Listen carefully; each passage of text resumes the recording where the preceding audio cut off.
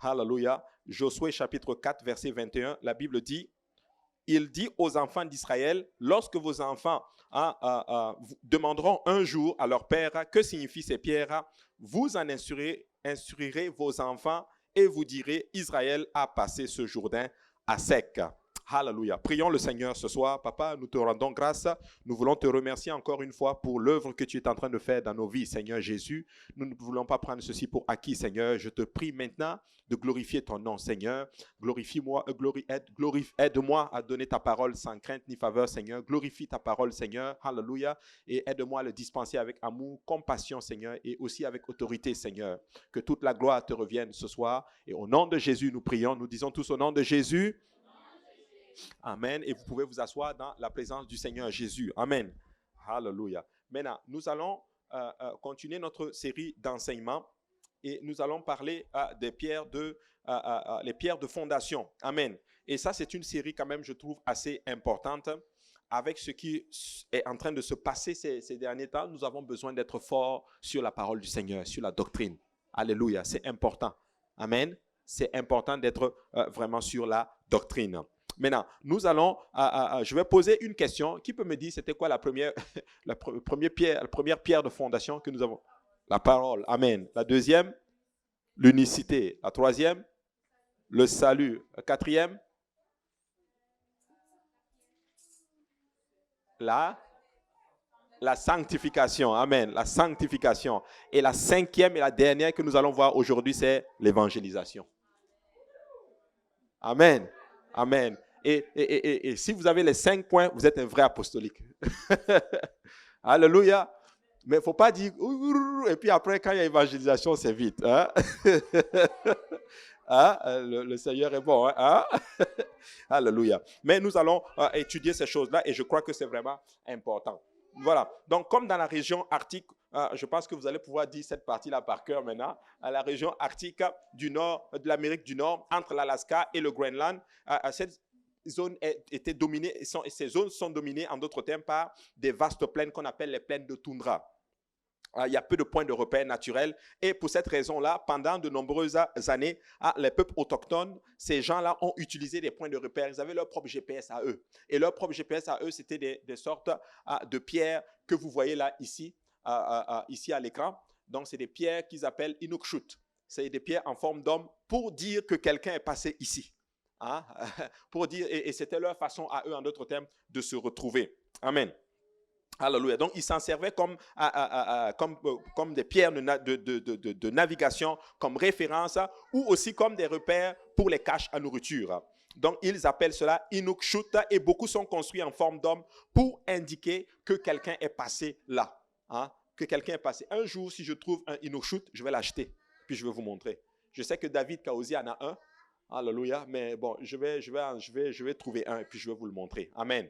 Alléluia.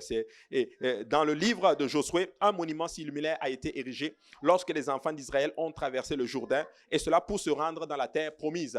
On a vu que quand les enfants d'Israël ont passé quand ils ont passé le Jourdain, la Bible dit spécifiquement qu'ils ont pris des pierres, 12 pierres spécifiquement, et ils ont bâti un autel dans le Jourdain et ils en ont bâti un aussi hors du Jourdain. Amen. Et ça, c'est important. Et c'était des pierres de mémorial pour leur rappeler qu'un jour, l'Éternel a été bon avec eux.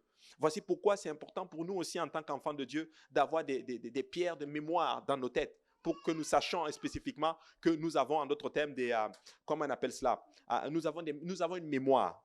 Et écoutez ceci. Si vous ne vous souvenez pas de ce que Dieu a fait pour vous, laissez-moi vous dire que vous allez juste vivre une vie chrétienne misérable. C'est vrai. Parce que dans les moments difficiles, c'est ce que le Seigneur a fait pour toi que tu dois te rappeler pour tenir.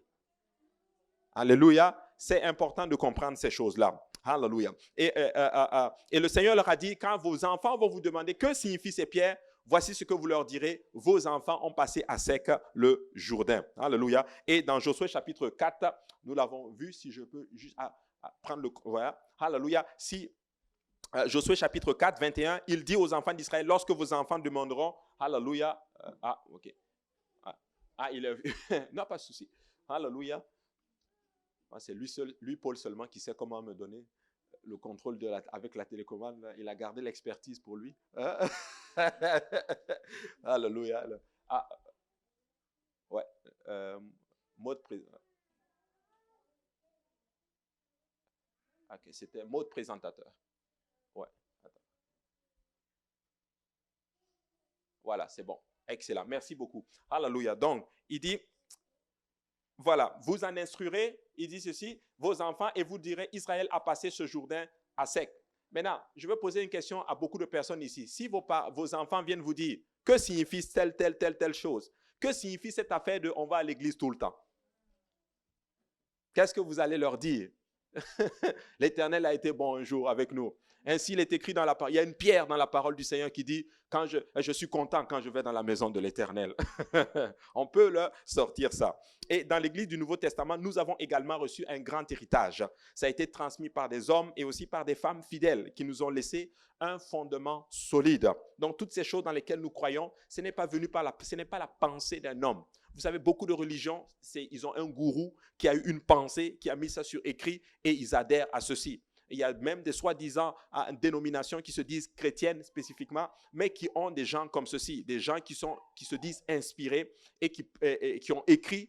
Et ces gens-là suivent spécifiquement ces gens-là au lieu de suivre la parole de Dieu. Amen. Mais nous, ce n'est pas cela. C'est des gens qui ont reçu la parole de Dieu, qui l'ont laissé fidèlement et ainsi de suite. D'ailleurs, Paul va dire ceci à Timothée, ce que tu as reçu, transmets-le à des hommes fidèles, capables de l'enseigner à leur tour. Amen. C'est important de comprendre ces choses-là. Donc, nous ne pourrons jamais oublier d'où nous venons, sinon nous ne pourrons jamais arriver là où Dieu veut que nous allions. Et les chrétiens du 21e siècle ont besoin de savoir sans aucun doute que les choses auxquelles nous croyons ne sont pas l'idée d'un être, de l'homme, mais c'est la vérité fondamentale de la parole absolue de Dieu. Et aujourd'hui, nous allons regarder notre 5e pierre de fondation qui est l'évangélisation. La Bible dit dans Éphésiens chapitre 2, verset 20, il dit ceci, « Vous avez été édifiés sur le fondement des apôtres et des prophètes, Jésus-Christ lui-même étant la pierre angulaire. » Regardez, nous sommes fondés sur le fondement des apôtres et aussi des prophètes. Donc, c'est comme s'il est en train de faire le lien entre le Nouveau Testament et l'Ancien Testament. Parce que les apôtres, le Nouveau Testament, les prophètes, l'Ancien Testament. Donc, nous sommes fondés sur leur fondement et Jésus-Christ est la pierre angulaire. Ça veut dire que tu enlèves Jésus-Christ de l'édifice, tout s'écroule. Donc, je l'ai dit la dernière fois et je vais le redire encore. Si vous allez quelque part et qu'on vous enseigne quelque chose et qu'il n'y a pas Jésus dedans, partez. Il n'y a pas d'édifice du tout. Amen. Et c'est important de comprendre littéralement ces choses-là. Et moi, je suis content. Je suis vraiment très content et très ravi de savoir que nous avons une église qui est fondée sur la Bible, sur la parole de Dieu, sur l'unicité de Dieu, sur le salut, sur l'évangélisation, et plutôt sur le salut, la sanctification et toutes ces choses. Mais je pense que la cinquième pierre que nous allons étudier aujourd'hui, c'est pour moi l'une des plus importantes. Et ça, c'est l'évangélisation. Cette pierre angulaire est très importante. Et si nous catchons ceci et que nous reprenons notre thème, l'évangélisation, laissez-moi vous dire que nous allons faire de grandes choses. Et il y avait une église comme la nôtre dans le livre des Actes qui avait toutes les pierres de base solidement en place. Ils étaient bien connus pour leur pureté dans la doctrine et la profondeur de l'expérience avec Dieu. Parmi toutes les autres églises de leur époque, en fait, ils étaient l'église originale dans le livre des Actes. Cependant, ce n'était pas assez. Ils avaient tout, mais ce n'était pas assez. Et quand l'église de Jérusalem a négligé ce fondement-là, en d'autres termes, qui est l'évangélisation, le Seigneur a placé sa bénédiction et sa faveur sur un autre groupe de personnes. Qu'est-ce que je veux dire par là? C'est que l'évangélisation, c'est le battement de cœur de notre Seigneur.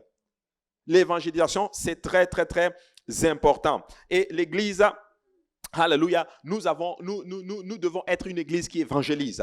Nous devons être une église qui a les yeux tournés littéralement vers les âmes perdues. En fait, il n'y a rien de plus important qu'une âme. Amen. Et la Bible dit qu'une âme vaut mieux en d'autres termes que le monde entier. Regardez ce que la Bible dit dans Matthieu chapitre 16, verset 26. La Bible dit, et que servirait-il à un homme de gagner le monde s'il perdait son âme?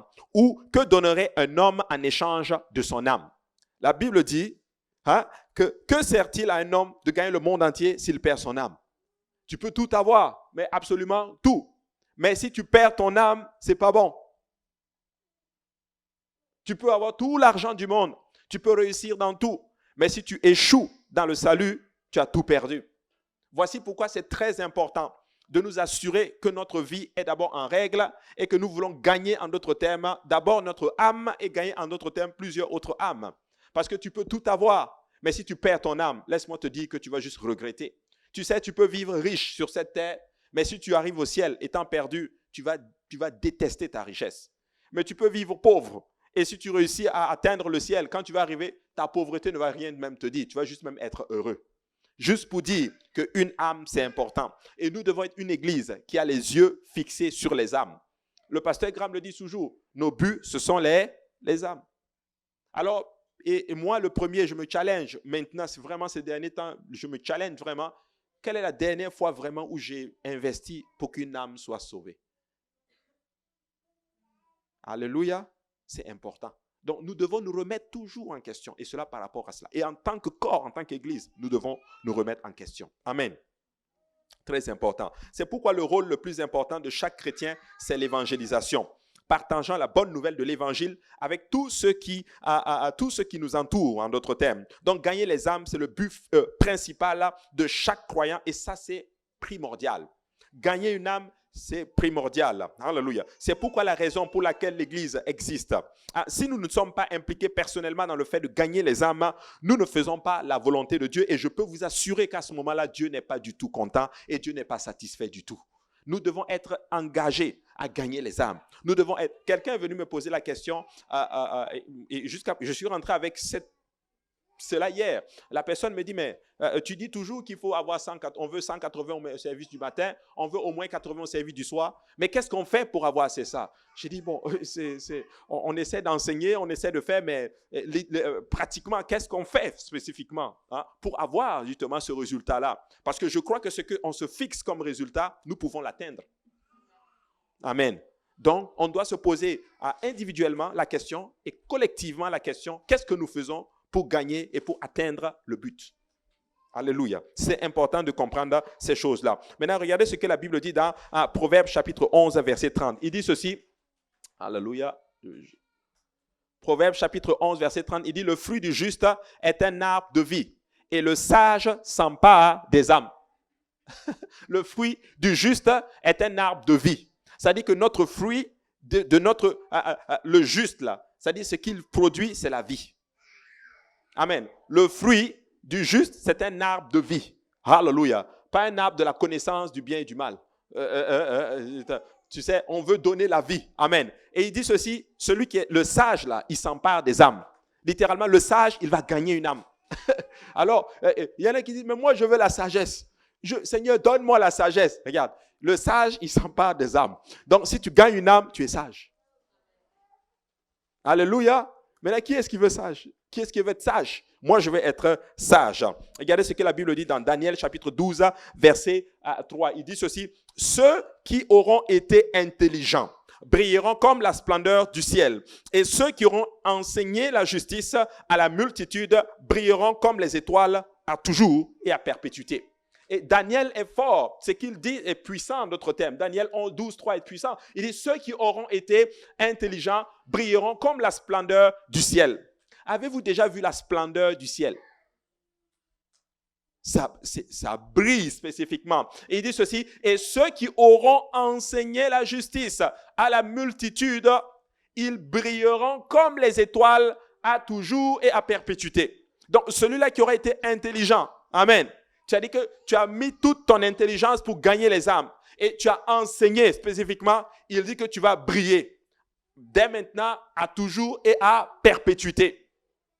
C'est puissant ce qu'il est en train de dire. Donc, notre intelligence là, ça vient du fait, en tout cas, quand Dieu te regarde, tu n'es pas, jusqu'à là, tu n'es pas intelligent jusqu'à ce que tu gagnes les âmes. Et que tu enseignes la parole de Dieu à la multitude, spécifiquement. Voici pourquoi il dit ceci.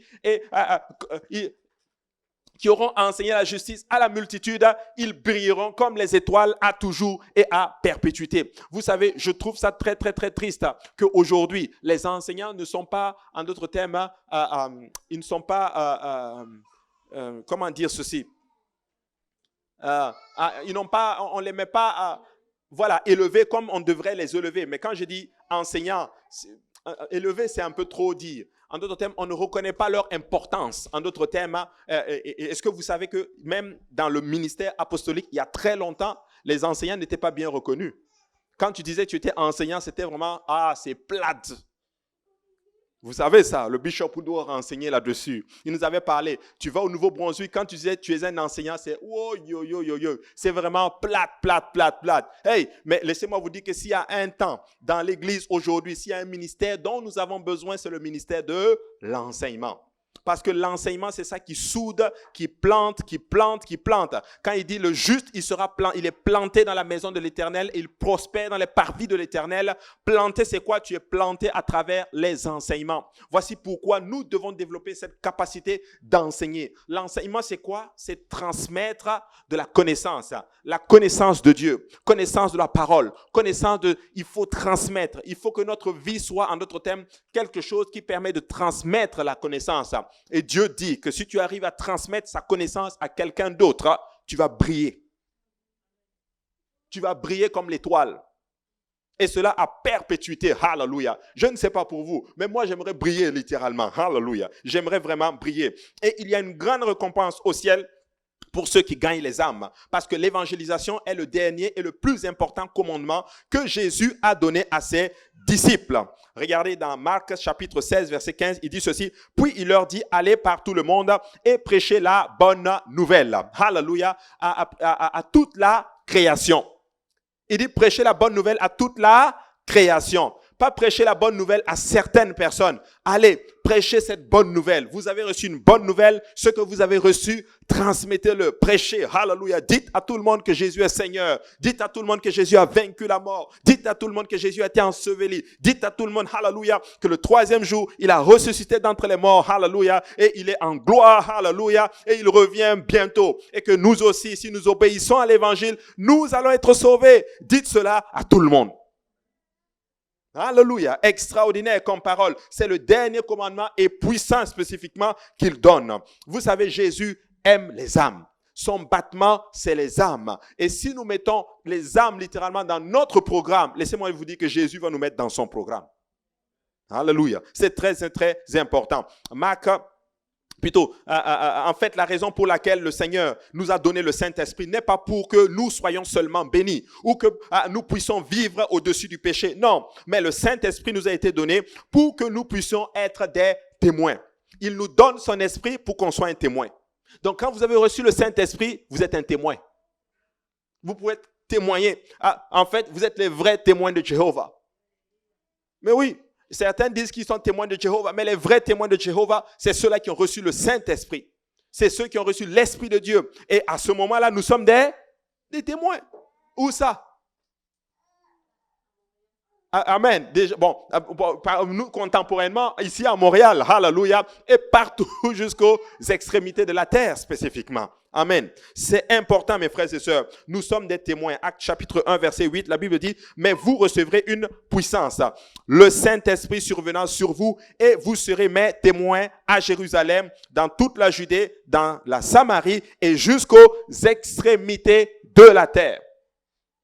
Amen. Il dit que tu as reçu le Saint-Esprit, tu es devenu un témoin. Ici, où ça? À Jérusalem, en passant, dans la Judée, dans la Samarie et jusqu'aux extrémités de la terre. Nous sommes des témoins. Ça veut dire que si tu vas même aux extrémités de la terre, tu dois témoigner de Jésus.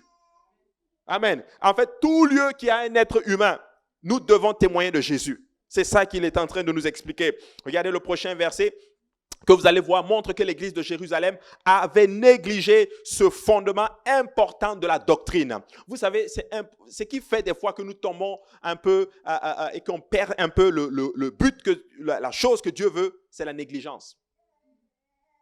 Amen. Comprenez ceci. Il n'y a pas vraiment de choses que tu peux laisser. Tout c'est une question de priorité. Qu'est-ce qui est important pour toi? Si c'est important, tu vas le faire. Mais si ce n'est pas important, tu ne vas pas négliger. Si ce n'est pas important, tu vas le négliger. Que quelqu'un dise Amen. Tout ce qui est important, tu ne le négliges pas. En tout cas, pour toi.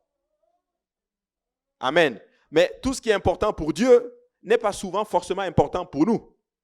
Voici pourquoi nous négligeons certaines choses concernant le Seigneur. Mes frères et sœurs, comprenez-moi bien. Nous devons arriver à une place où littéralement ce qui est important pour Dieu l'est aussi pour nous. Et ainsi, nous n'allons pas négliger ce que Dieu nous demande de faire. Ce que je prêche ce soir, je me le prêche aussi. En passant, toutes mes prédications, je me le prêche. Mais oui, je me le prêche. Attendez, je ne suis pas en train de vouloir sauver seulement vos âmes. Mon âme doit être sauvée aussi.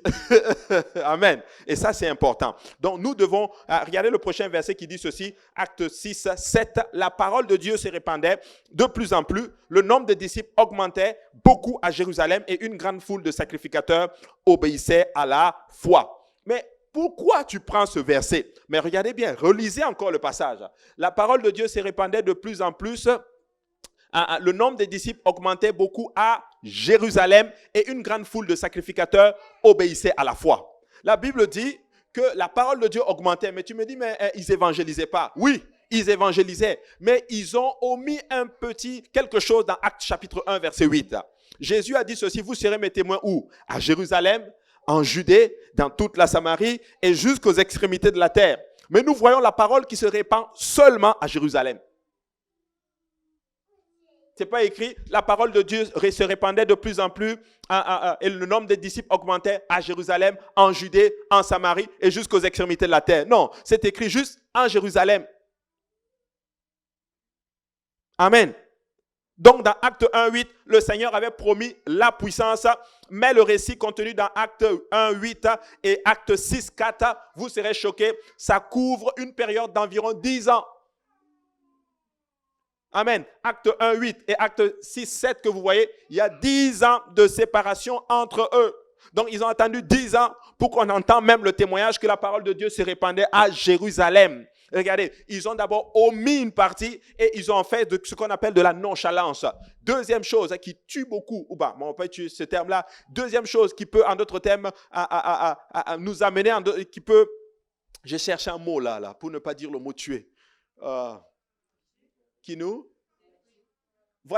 détruit, un mot, deuxième chose des fois qui nous ralentit, qui nous tire, c'est notre nonchalance. Nonchalant à faire les choses de Dieu. Amen.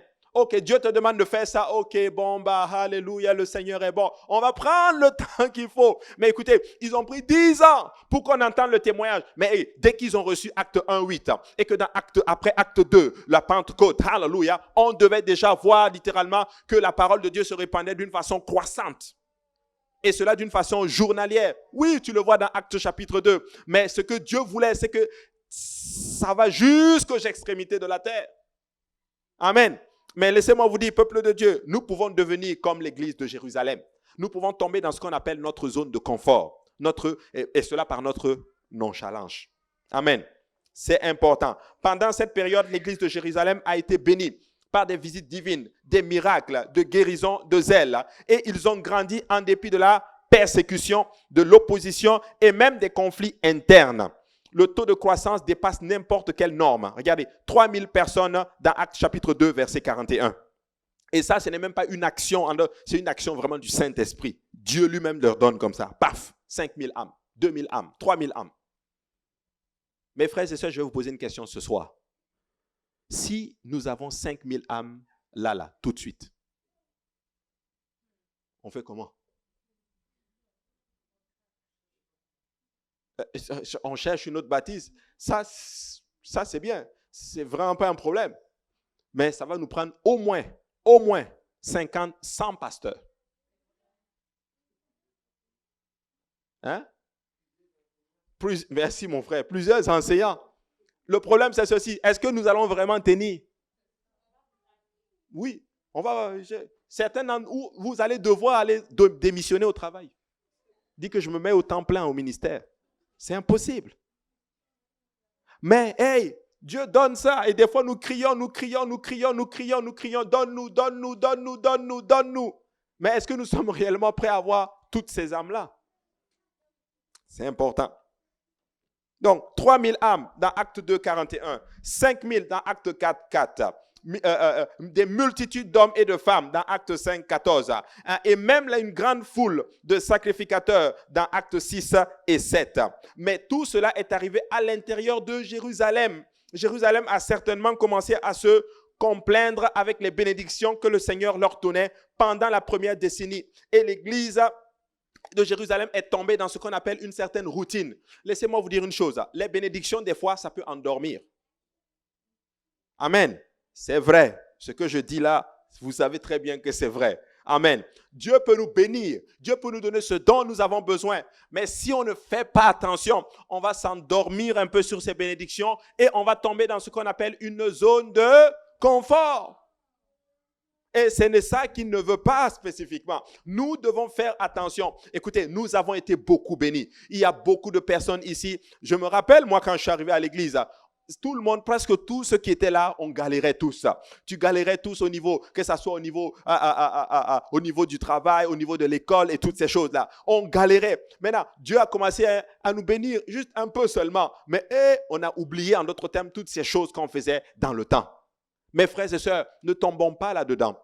Je bénis Dieu pour iPhone qui s'est passé la dernière fois. Et le pasteur est revenu là-dessus. Et il s'attend à ce que eux, ils ont fait, que cette génération, nous aussi, nous le faisons. Qu'on voit en d'autres termes des gens qui sont zélés pour l'œuvre du Seigneur. Ces choses où on voyait des baptêmes. Alléluia, à 2 heures du matin, 3 heures. Tu voyais des gens qui évangélisaient des fois. Écoutez, ce que je veux vous dire, c'est vrai. Avec un frère, nous avons une fois évangélisé un jeudi soir jusqu'à 3 heures du matin. On a gagné une âme. Elle dit qu'elle va se faire baptiser. On a appelé le pasteur Kaozi. Il s'est réveillé de chez lui à 2 heures du matin. Il est venu, on est arrivé à Saint-Laurent. Il n'y avait pas de baptistère ici. On est arrivé à Saint-Laurent pour la baptiser. Elle est rentrée dans l'eau. Au moment de la baptiser, elle dit qu'elle ne se baptise plus. Elle est sortie. Elle est sortie dehors, on ne l'a plus jamais revue. Je ne sais pas si c'était une ange. On ne l'a plus jamais revue. Mais ça n'a pas arrêté. On a continué à évangéliser. C'était une période littéralement où même les déceptions, on n'était pas déçus. Même les échecs, non. On évangélisait et on gagnait les âmes. Alléluia. Et juste après cela, il y avait des réveils. Les gens évangélisaient. On gagnait les gens. Écoutez, c'est fou. Tu sors, tu parles à quelqu'un, la personne vient se faire baptiser au nom de Jésus. Écoutez, c'était un temps où tous les jours, quelqu'un se baptisait au nom de Jésus. Mais malheureusement, on n'a plus ça aujourd'hui. Aujourd'hui, on a beaucoup d'excuses. Amen. Oh, je dois faire ça. Ah, je dois faire ça. Ah, je dois faire ça. Je dois faire ça. Mais que le Seigneur nous aide. Amen. Que le Seigneur nous aide. Mais quand est-il arrivé littéralement à ces 99,9% des personnes dans le monde qui vivaient pas dans cette ville de Jérusalem-là? Et qu'en est-il des autres cultures que le Seigneur littéralement voulait aussi atteindre? Vous savez, nous sommes centrés sur notre Jérusalem. Amen. Mais permettez-moi de vous dire que le verset de Acte 1:8 contient en fait 2 promesses. Celle de recevoir une puissance et la seconde est que nous devons devenir des témoins. Première chose, la puissance, et deuxième chose, tu dois devenir un témoin. Et tu n'es pas un témoin tant et aussi longtemps que tu n'as pas parlé à quelqu'un de Jésus. C'est ça, c'est aussi simple que cela. C'est que Jésus voulait dire dans Acte 1:8, guys, vous avez prenez la puissance et allez évangéliser. Amen. C'est un synonyme spécifiquement. En fait, une réelle visitation du Seigneur dans nos vies se manifeste dans l'évangélisation. Si Dieu vous a visité, vous ne pouvez pas vous empêcher. Si Dieu nous a visités en tant qu'Église, si Dieu a performé de grands miracles, nous ne pouvons pas nous empêcher de dire à tout le monde que Jésus est Seigneur. On ne peut pas s'empêcher que d'être une église qui évangélise. Alléluia. C'est très important, mes frères et sœurs. Mes frères et sœurs, nous avons arrêté quelque chose que nous avons commencé et qui marchait. Mais nous les avons arrêtés. Amen. Nous ne devons pas arrêter. Nous devons continuer. Ils ont arrêté. Ils voulaient gagner les gens hors de Jérusalem, mais avec leur propre façon. Mais ils ne voulaient pas aller jusqu'aux extrémités de la terre. Église, écoutez-moi bien. Tu sais, tu ne vas jamais y arriver par ta propre façon. Je parlais avec quelqu'un hier et je lui ai dit, moi aussi, j'ai souvent des visions. Quand je dis vision, pas genre, pas vision. Moi, je suis quelqu'un de normal. Vous êtes normaux aussi. Mais moi, les affaires de genre, ok, j'ai rêvé, j'ai vu ça. Moi, non. Moi, je ne suis pas comme ça. Mais j'ai des façons de voir des choses. Et moi, je suis c'est plus la parole. Mais, je ne veux pas m'asseoir et dire, j'ai une vision. Et puis j'ai vu quelqu'un qui est arrivé, il était grand de taille, il avait 2 ailes. Et puis il a fait ça, il a fait wacha wacha, il a sauté, et puis le Seigneur est bon. Non. Certains d'entre vous, vous avez ça et c'est bien. Mais chacun de nous, Dieu sait comment on est à chacun de nous. Mais ce que je veux dire par là, c'est ceci. C'est que des fois, il faut juste regarder au principe. Tu vois? Peu importe ce que Dieu te montre, ce que tu dois faire, attelle-toi au principe de la parole. Amen. Très important. Ne brûle jamais le principe. Et si c'est Dieu qui t'a montré cette vision-là, elle va certainement arriver. C'est ça que je veux que vous compreniez. Donc Dieu peut te montrer quelque chose mais le problème c'est ceci. Ah, mais comme c'est Dieu qui m'a montré ceci, moi je vais, quitte à brûler l'étape, je la brûle spécifiquement parce que c'est Dieu qui me l'a montré. Non, si c'est Dieu qui t'a montré cela, tu penses qu'il ne va pas s'arranger à ce que les circonstances se mettent en place pour que ce qu'il t'a montré arrive à bout? Non. Donc, attelez-vous au principe. C'est important. Même si Dieu vous montre quelque chose qui est même, et que même ton dirigeant n'a pas vu, marche juste selon les principes de la parole de Dieu et tu vas voir, ça va certainement arriver. J'ai compris cela avec le Seigneur. Amen. Amen. Très important. C'est très, très, très important. Donc, l'église de Jérusalem n'a pas compris ces choses.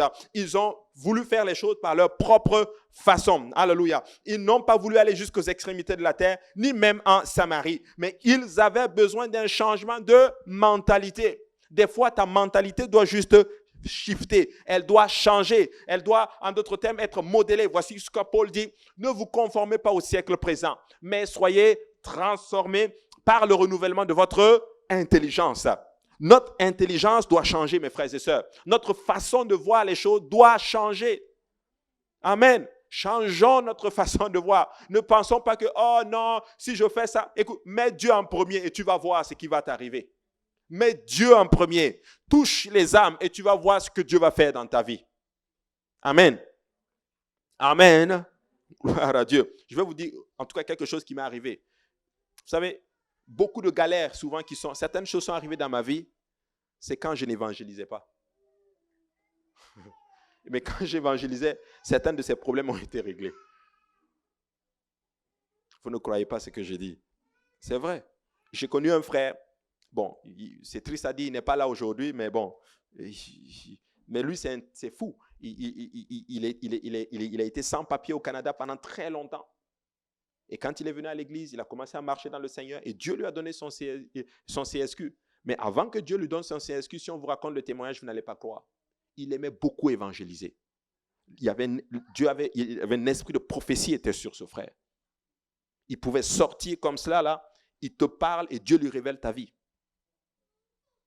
Et il est venu à l'église, il n'a même pas fait 6 mois. En 2-3 mois, les dons spirituels se manifestaient. Il était sans papier. Il est allé et il a évangélisé quelqu'un qui était dans l'immigration. Et c'est cette personne qui l'a aidé et il a eu son CSQ. Oui.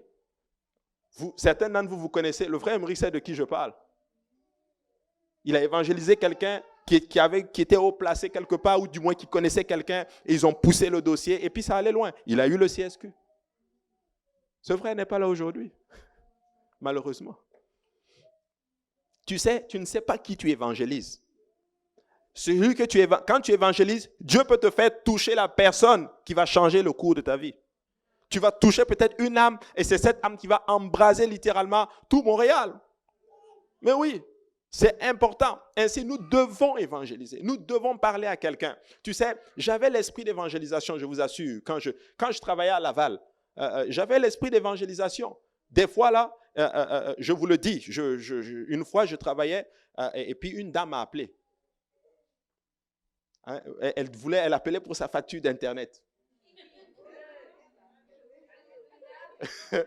Voilà, il faut évangéliser. Amen, il faut évangéliser.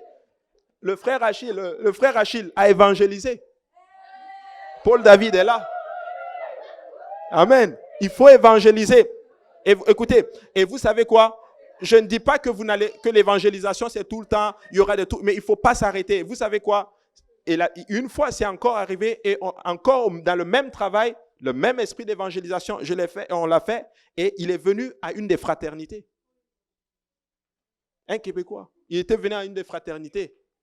Et il a été évangélisé, et il était, en d'autres termes, il habitait à côté d'un frère qui habitait dans une autre ville. Et c'est lui qui est allé le chercher et qui l'a amené à l'église, plutôt à la fraternité. C'était chez le pasteur Serge à l'époque. Mes frères et sœurs, c'est réel. C'est réel. Donc, nous devons évangéliser. Nous devons parler de Dieu aux gens. Amen.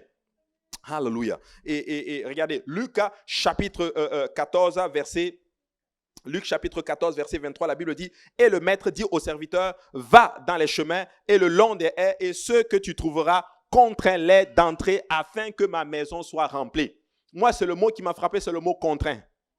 Il dit, sors et contrains-les. Ça veut dire quoi, contraindre quelqu'un? Voilà, va contre sa volonté. Ça dit qu'il ne veut pas venir, mais non, tu vas venir. Alléluia. Maintenant, comment tu peux faire ça aujourd'hui en 2019 à Montréal dans un pays de droit? Alléluia. Ça veut dire que nous devons trouver des moyens spécifiquement pour aller contre sa volonté. Nous devons faire ce qu'on appelle le contre-offre. Dans le service de la vente, ils disent, ok, si le client refuse, utilise ce qu'on appelle une contre-offre. Alléluia. Vous connaissez ça?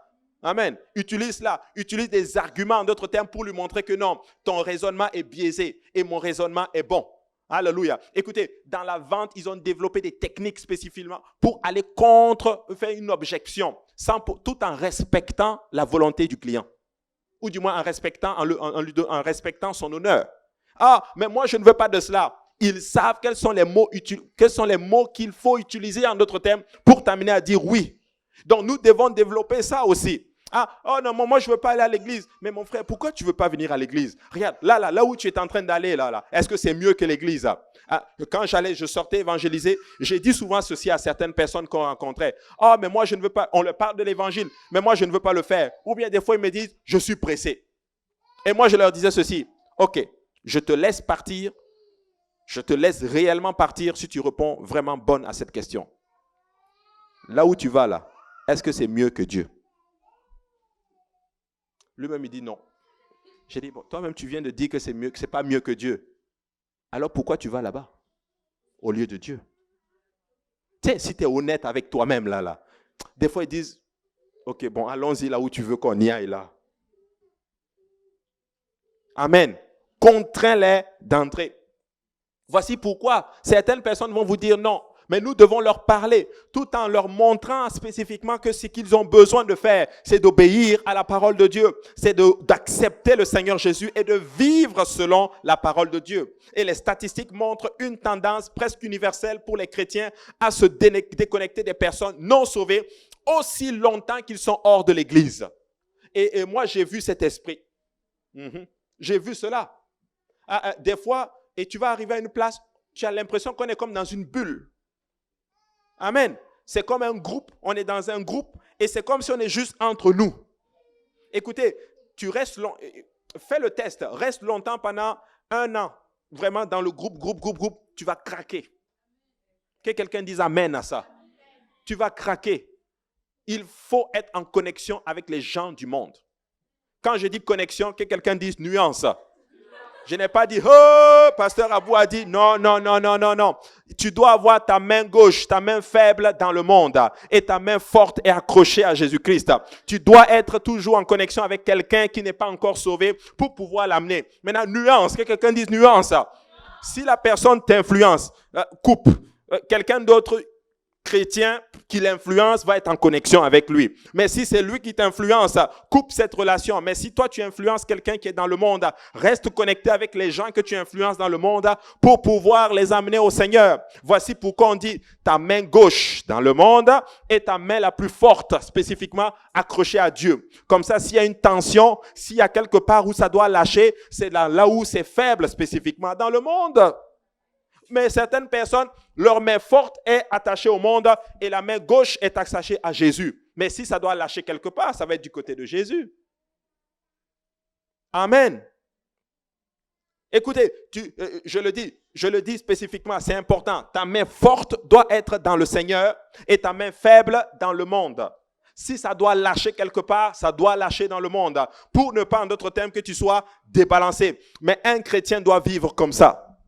Attaché à Dieu et attaché au monde. Et tu attaches, tu amènes. Tu prends, tu amènes. Tu prends, tu amènes. Pas la main forte attachée au monde et tu essaies de prendre la main gauche pour amener. C'est juste impossible. Quand ça va lâcher du côté du Seigneur et c'est eux qui vont t'entraîner. Que quelqu'un dise Amen. Alléluia. C'est important. C'est important. Mais ce n'est pas ce que le Seigneur Jésus ou Paul a fait. Ils n'étaient pas isolationnistes. Ils étaient obligés d'influencer leur culture avec l'évangile. En fait, Jésus allait vers les gens.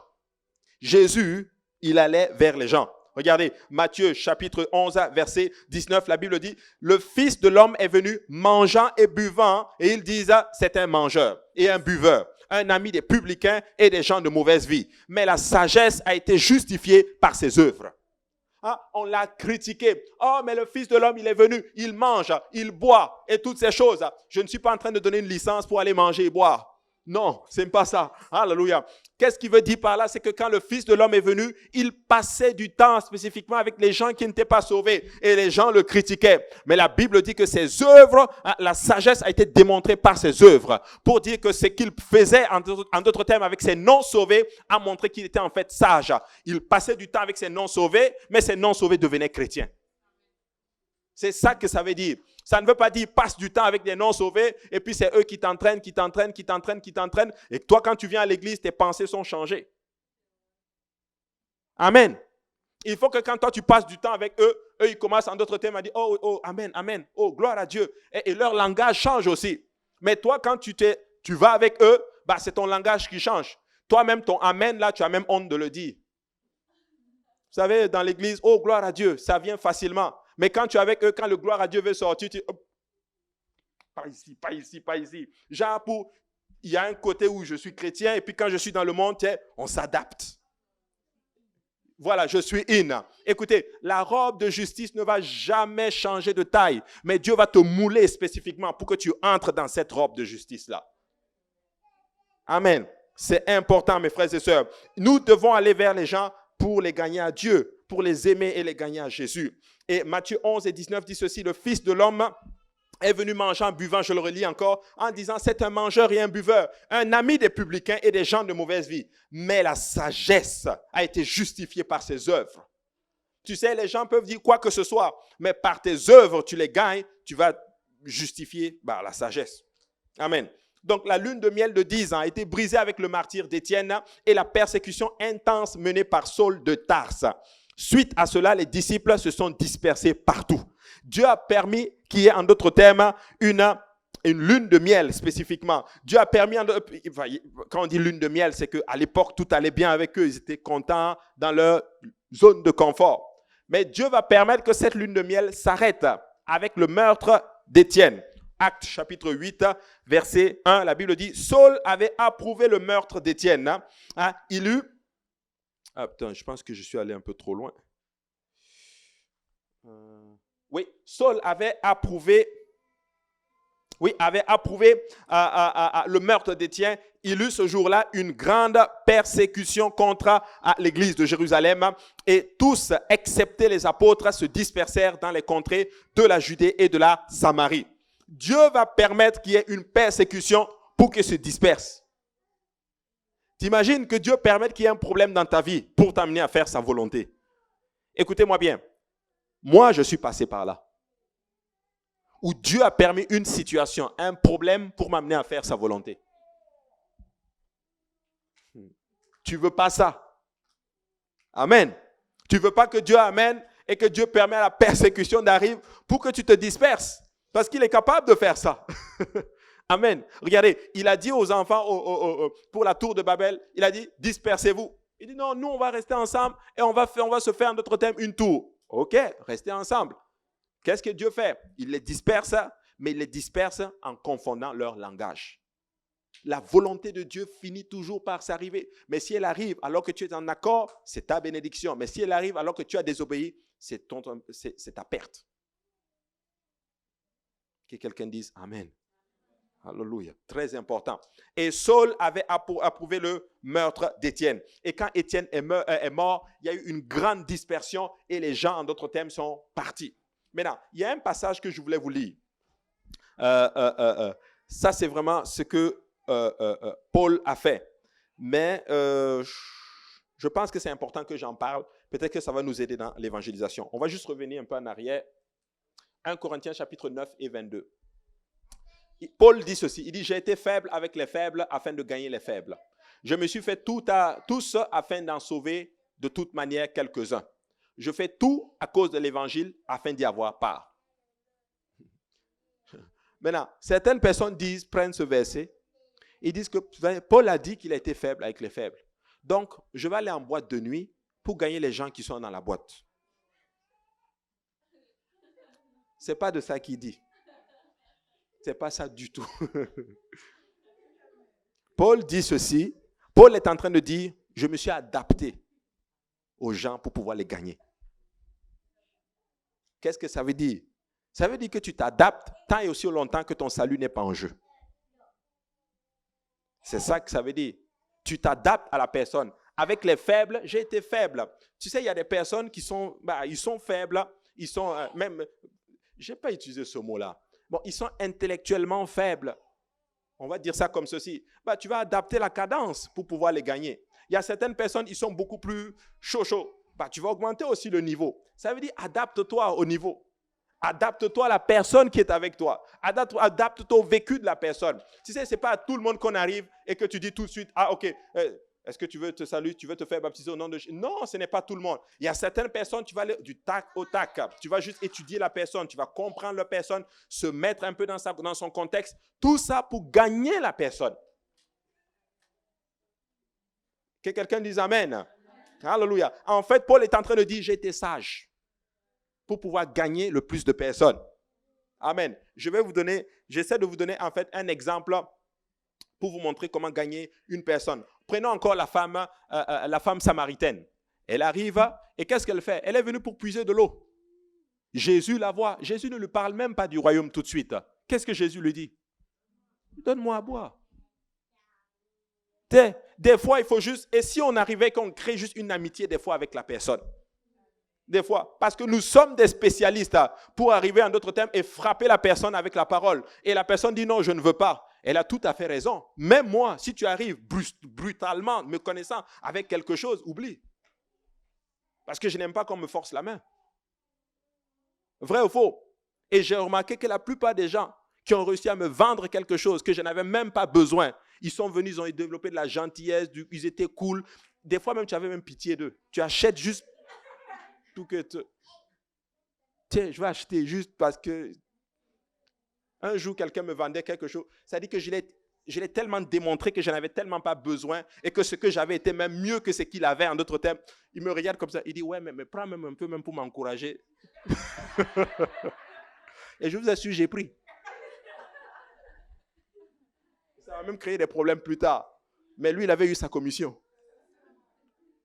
Mais si tu donnes l'évangile, alléluia, ça ne va pas le nuire, ça va être bien pour lui et ça va être bien aussi pour toi. Donc, j'ai été faible, j'ai été sage. Adaptons-nous des fois. Des fois, on n'a pas besoin.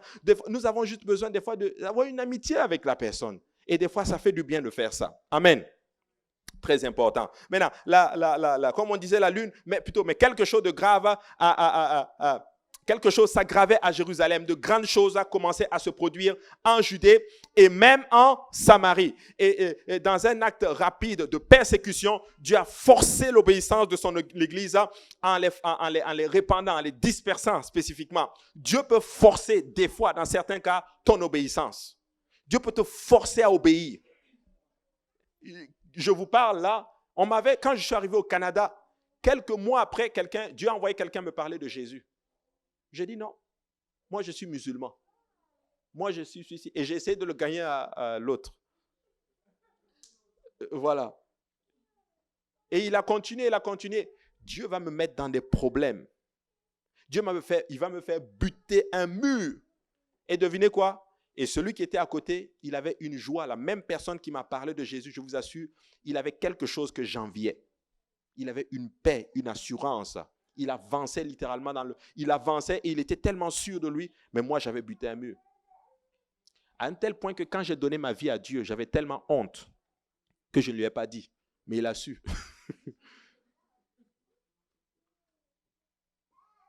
Dieu a fait que j'ai eu des problèmes dans ma vie. Et là, j'ai levé ma main, j'ai dit, Seigneur Jésus, prends-moi. Tu ne veux pas que Dieu force ton choix parce que Dieu t'aime. Amen. Amen. Alléluia.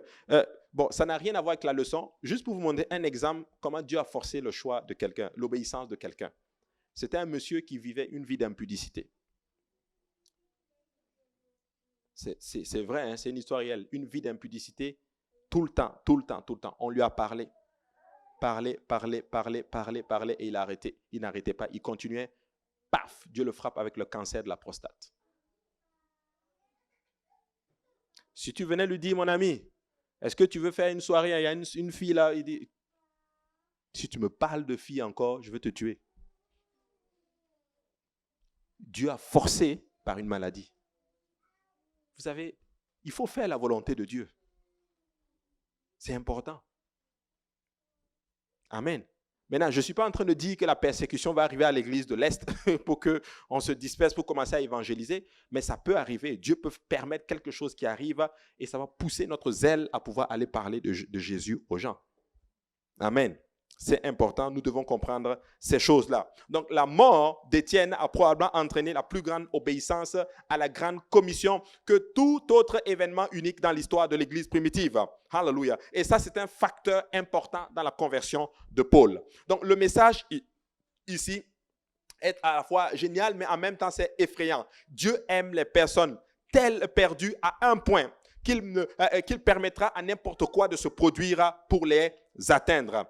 Vous savez, Dieu n'est pas attaché au ministère. Dieu ne respecte pas les ministères. Je veux aller même plus loin. Dieu ne respecte même pas les gens. Dieu respecte la soif des gens. Dieu ne respecte pas ton ministère. Dieu ne respecte pas ta personnalité. Oh non, on a touché à ma personnalité. Oh, on ne m'a pas respecté. Dieu n'est pas dans ses affaires. Dieu veut toucher les âmes.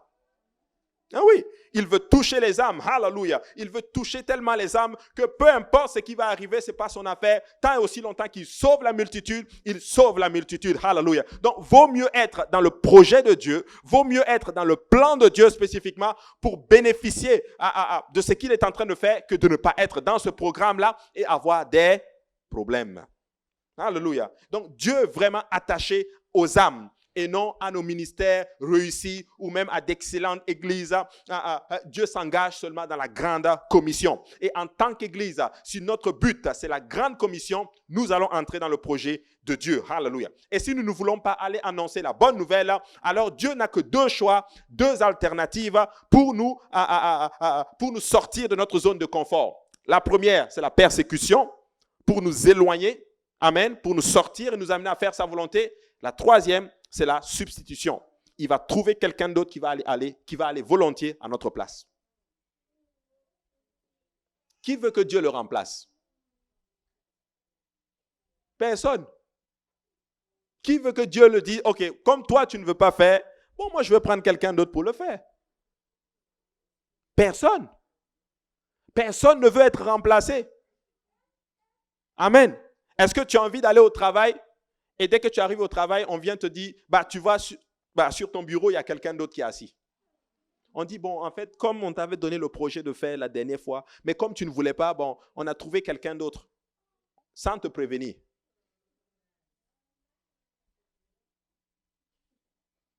Tu ne veux pas que Dieu fasse ça avec toi. Moi, j'ai compris un principe avec Dieu. Il m'a dit ça très vite et très tôt. Il m'a dit, tu sais, si ce n'est pas toi, ça va être quelqu'un d'autre. C'est vrai. Mais moi, je veux que ça soit moi. Et moi, je veux que ça soit toi. Amen. C'est important. C'est très, très, très important. Donc, lorsque l'église de Jérusalem a continué à résister, Dieu a finalement changé la persécution à la substitution. Voilà le compte.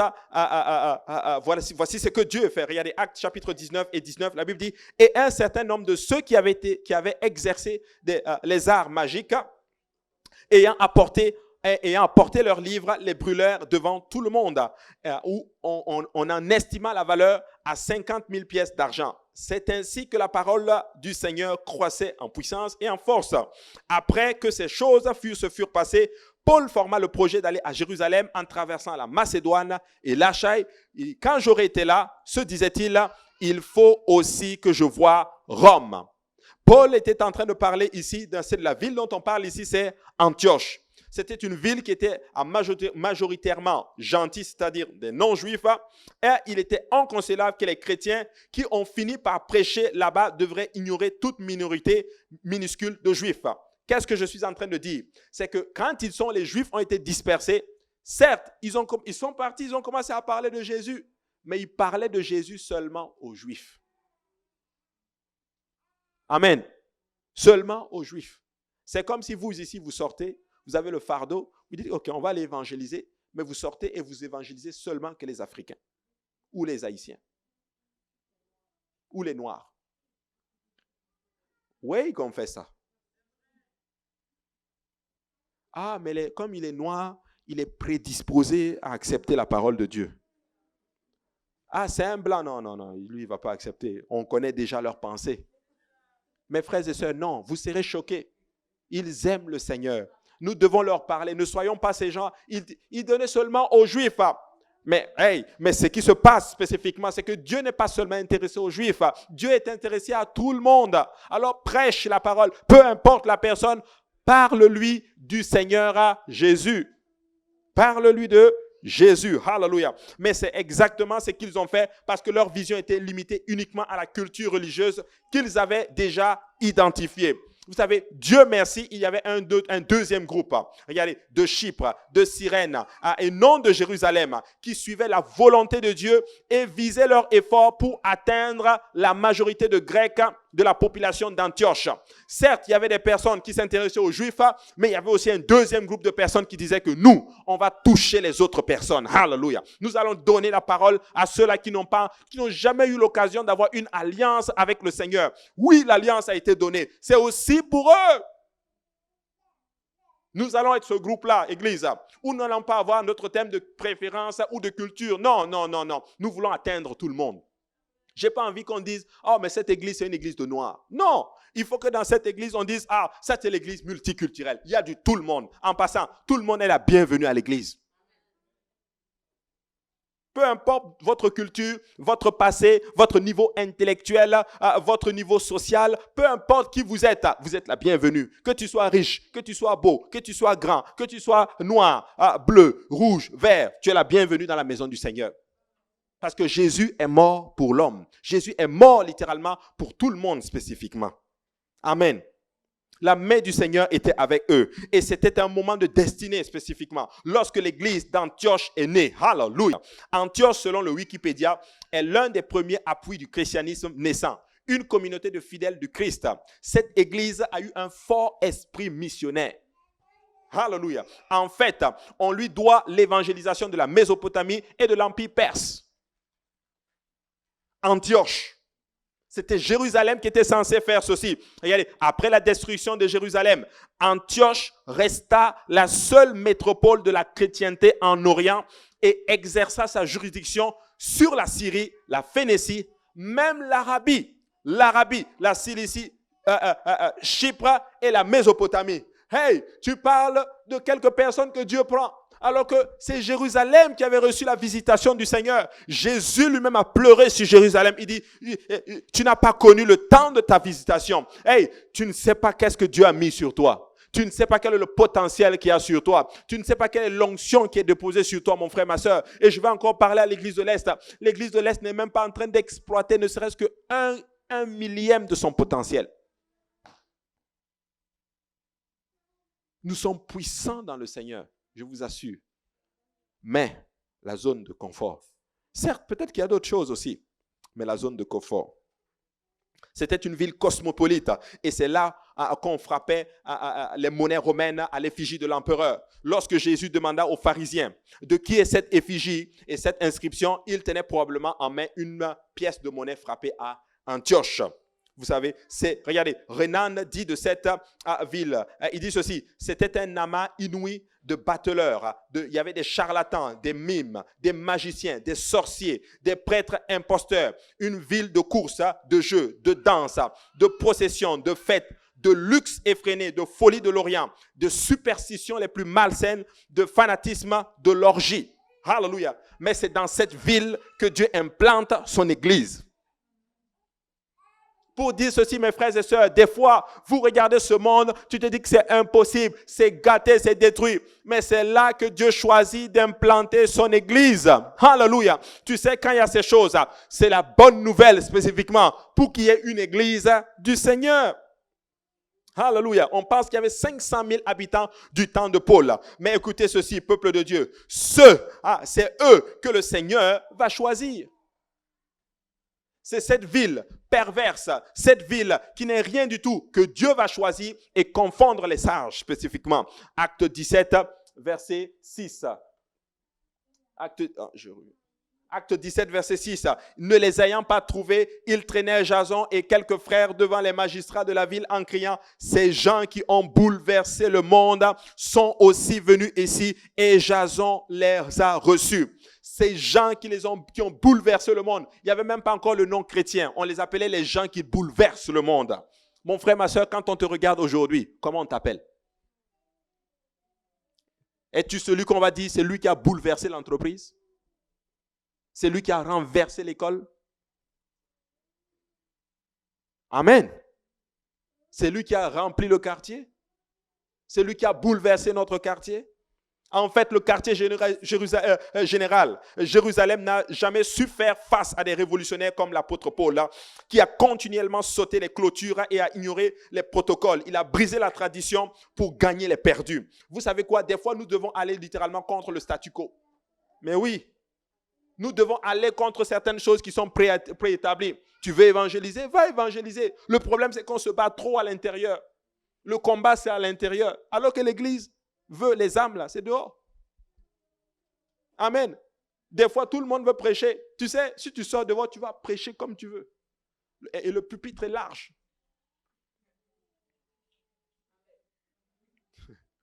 C'est vrai. Mais on se bat à l'intérieur, alors que le vrai combat, c'est dehors, où nous devons gagner les âmes.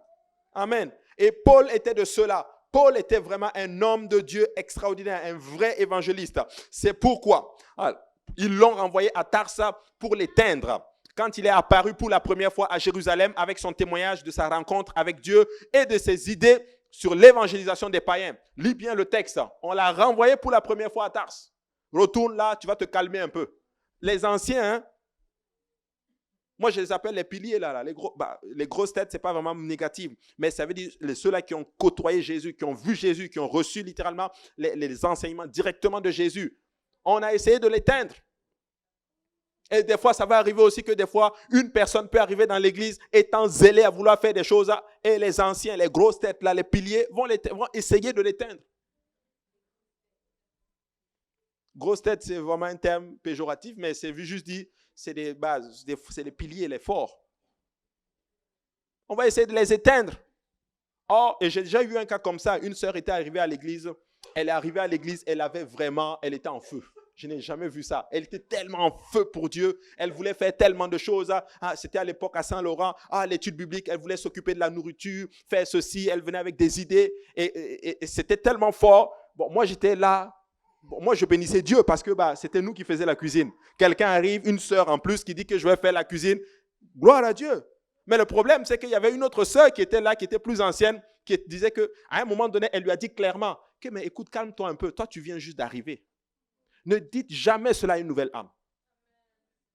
Parce que ce qu'elle est en train de faire, c'était soit toi qui étais censé le faire, mais comme tu ne le fais pas, Dieu a amené quelqu'un d'autre. Son zèle est en train de littéralement te déranger. Mais oui. Et des fois, tu vas voir les jeunes, ils vont arriver en feu. Mais les vieux, eux, ils sont là. Ils ne vont pas le faire, mais ils sont des spécialistes pour éteindre le feu de ceux-là qui sont zélés. Moi, j'ai compris une chose. Tu sais, laisser un feu sauvage. C'est très facile de contrôler un feu sauvage que de rallumer, en d'autres termes, le feu. Quelqu'un qui est en feu, même s'il est désordonné, laissons-le. Dieu va arranger cela. Parce que si tu l'éteins pour le rallumer encore, ça va être difficile. Donc, ancien, écoutez-moi bien. Si quelqu'un est zélé et qu'elle fait des choses, elle prend des mesures et que toi-même tu sens que waouh, elle va gagner beaucoup d'estime auprès du pasteur en faisant ceci, hallelujah, et c'est souvent ça qui dérange les gens. Hey, laisse la personne faire. Hein? C'était toi qui étais censé faire ceci, hallelujah. Peuple de Dieu, si c'est pour l'avancée du royaume, faites. Si c'est pour gagner les âmes, faites. Amen. Le problème, c'est que personne ne va jamais dire, OK, je vais sortir évangéliser. Je vais prendre un groupe, aller évangéliser. Toujours, c'est l'intérieur. Alléluia. Donc, on a essayé d'éteindre Paul. Mais le feu de Paul, ce n'était pas un homme qui l'avait allumé. C'était le Seigneur lui-même qui avait allumé. Et le feu que Dieu allume, personne ne peut l'éteindre. Amen. Alléluia. Donc, on l'a amené pour l'éteindre spécifiquement. Mais c'est pourquoi Jérusalem n'a jamais eu à envoyer le plus grand missionnaire de l'histoire. Au lieu de cela, cet honneur est tombé sur l'église d'Antioche parce qu'ils ont eu un cœur missionnaire. Alléluia. La plupart des églises veulent juste avoir leur Jérusalem et la garder. L'église de Jérusalem a été richement bénie et doctrinalement, mais Dieu a tourné son attention vers Antioche parce que Jérusalem a négligé l'un des fondements de la doctrine apostolique. Ils n'ont pas embrassé leur commandement pour annoncer l'évangile.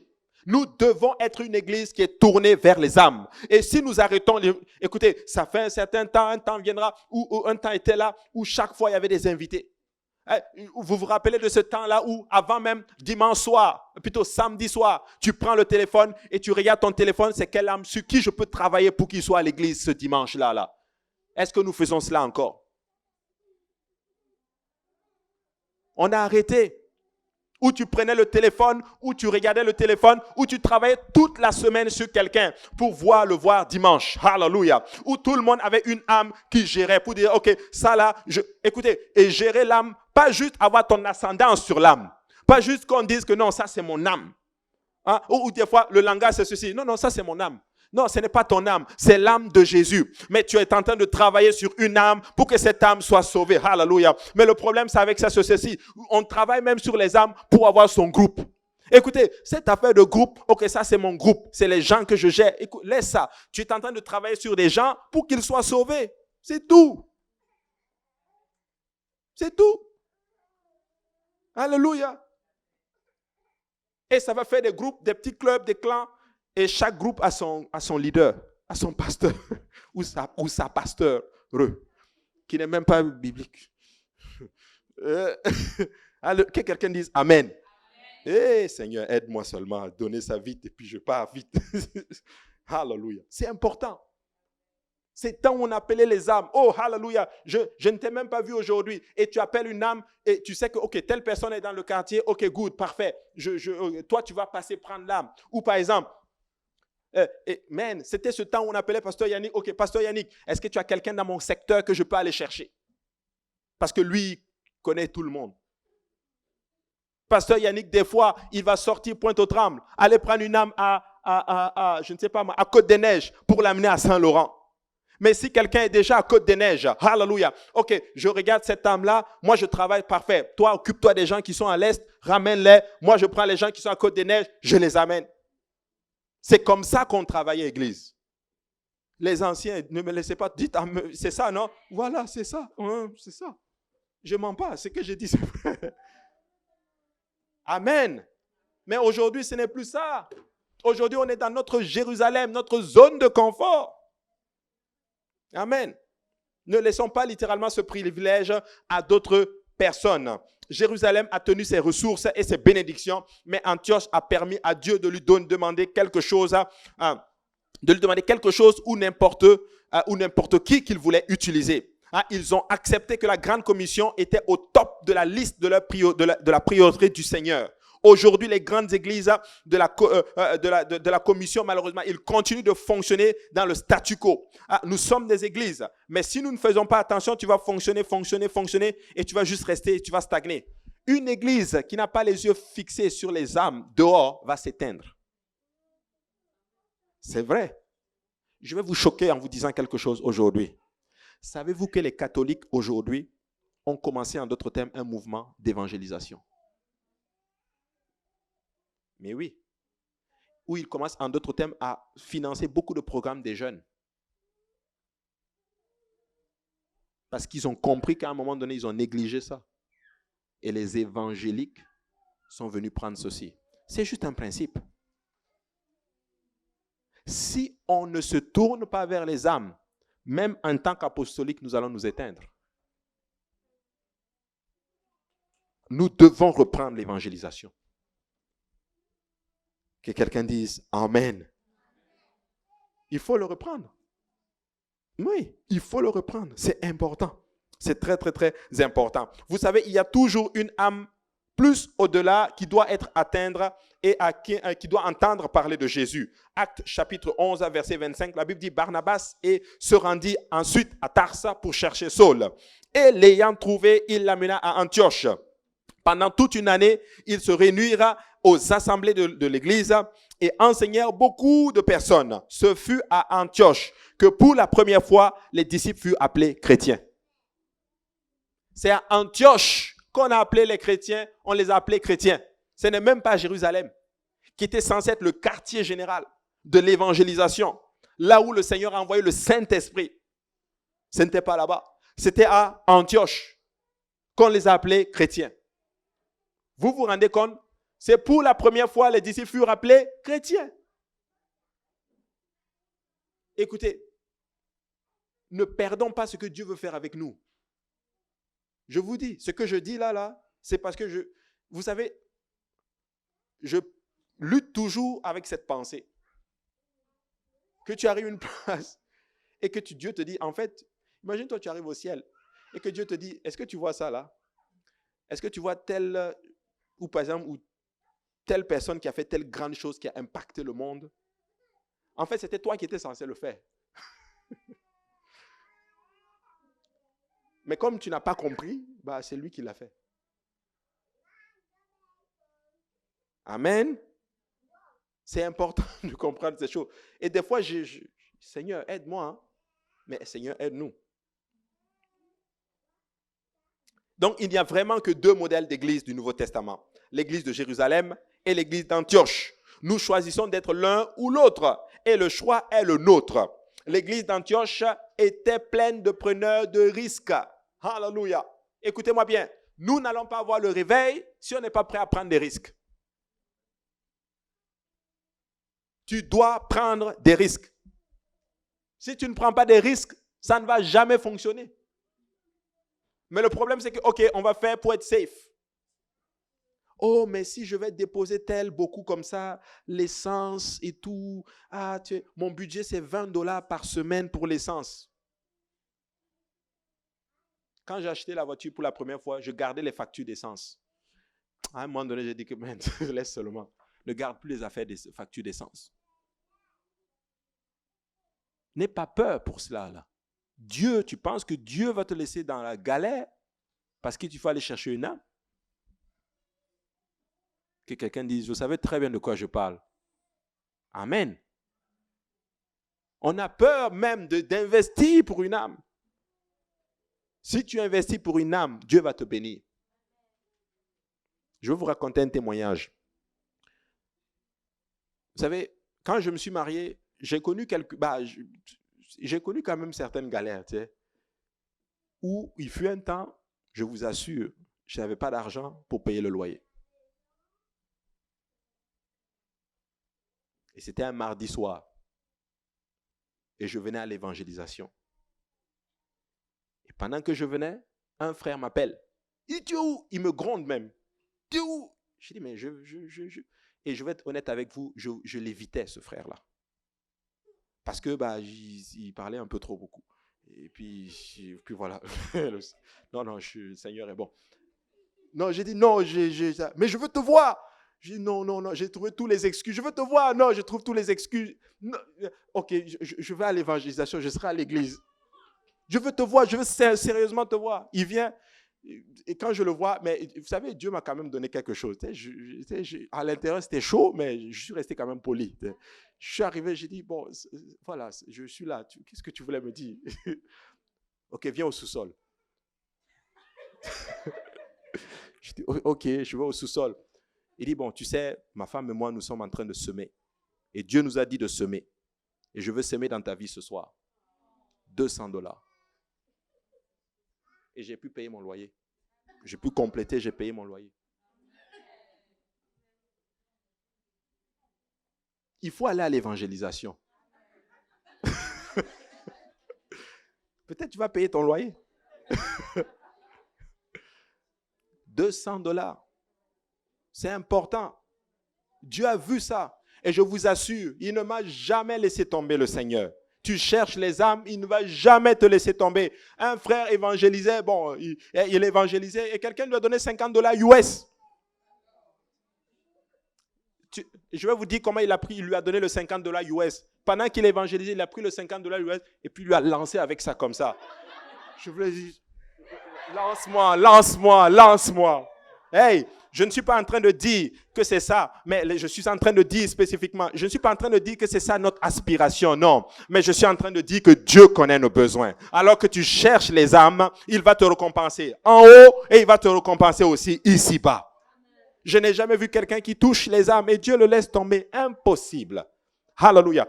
Ça, c'est le frère, j'ai oublié son nom encore, un des prédicateurs, il est au Sénégal maintenant. Il a dit ceci, si tu as des problèmes, tu as un problème de facture, va évangéliser. Amen. C'est très important. Mais des fois, non, je vais rester dans mon coin, le Seigneur est bon, moi je ne peux pas évangéliser, moi je ne peux pas parler, le Seigneur est bon. Va évangéliser, va parler de Jésus à quelqu'un. Jésus va te bénir. Alléluia. Très important de comprendre ces choses-là. Donc, Jérusalem a gardé malheureusement leur bénédiction. Amen. Donc, il n'y a que 2 modèles. Et nous allons choisir, Église de l'Est, ce soir, quel modèle d'église nous allons être. Celle d'Antioche ou celle de Jérusalem. Nous pouvons rester entre nous. Mais je sais, moi, vous dire, rester trop entre nous là, ça va finir par créer des problèmes. Que quelqu'un dise Amen.